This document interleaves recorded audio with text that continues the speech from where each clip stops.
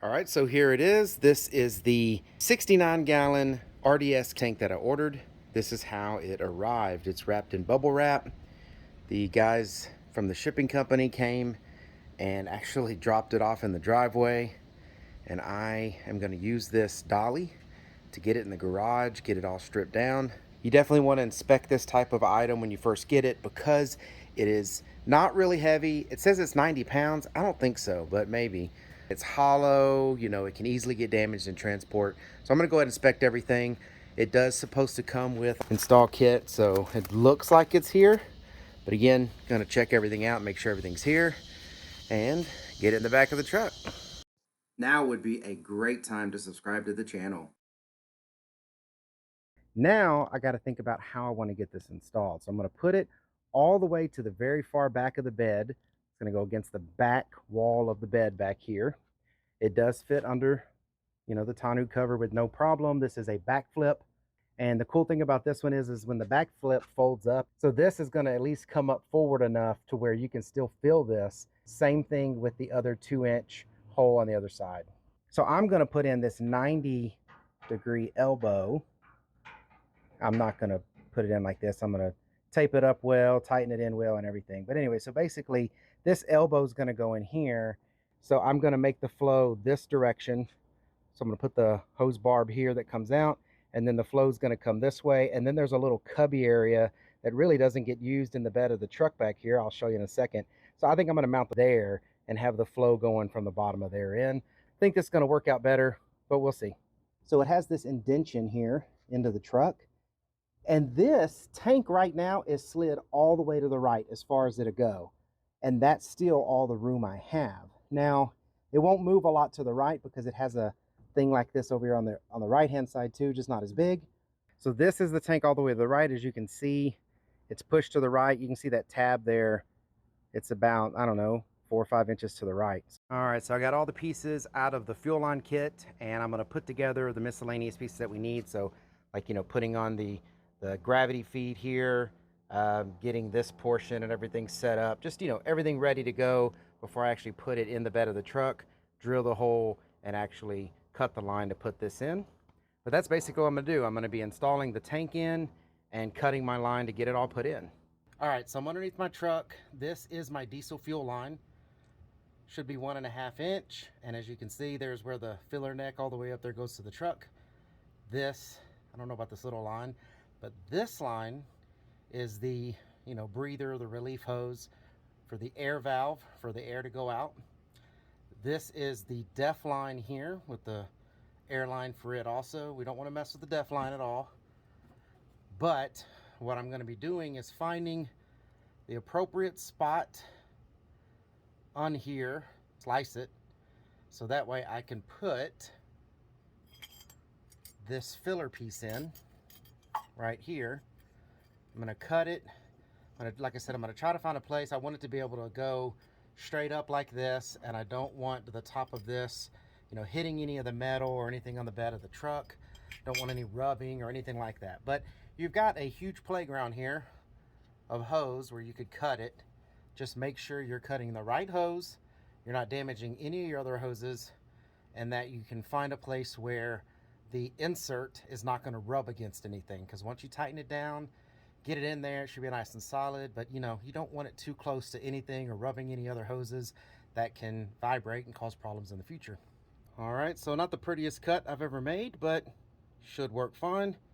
Now I'm going to go ahead and see if I can get that adapter put in here and still be able to use this same amount of hose.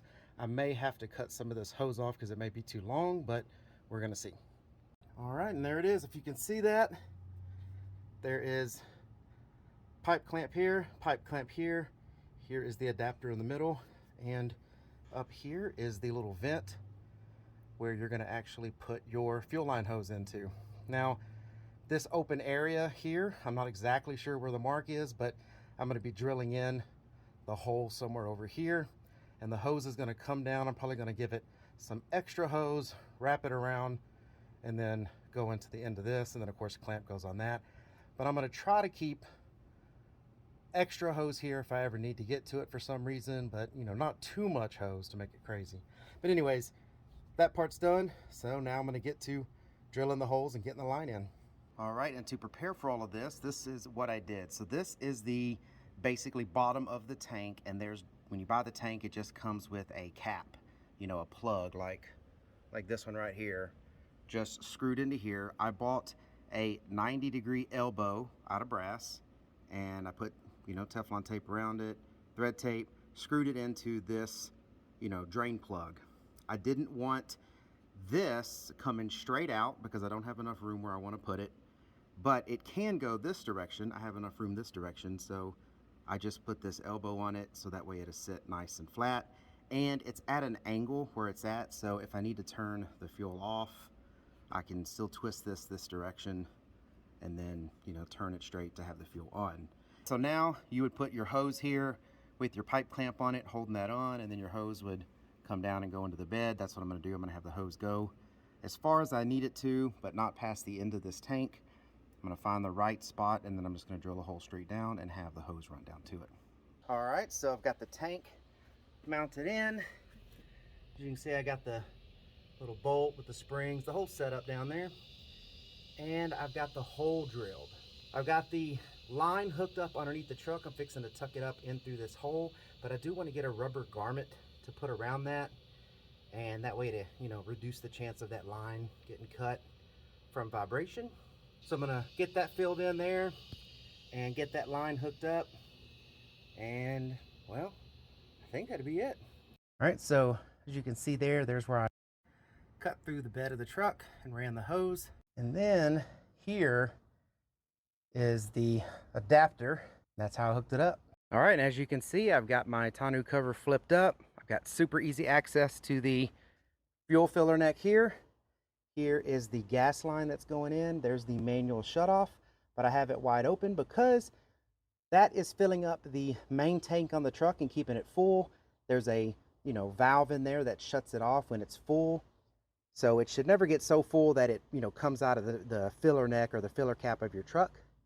But then you just always fill your truck up from this filler neck. And I don't know if you can see in there, but there's fuel in there. And this basically keeps your main tank full, and you're running off of the fuel in here. But that's it.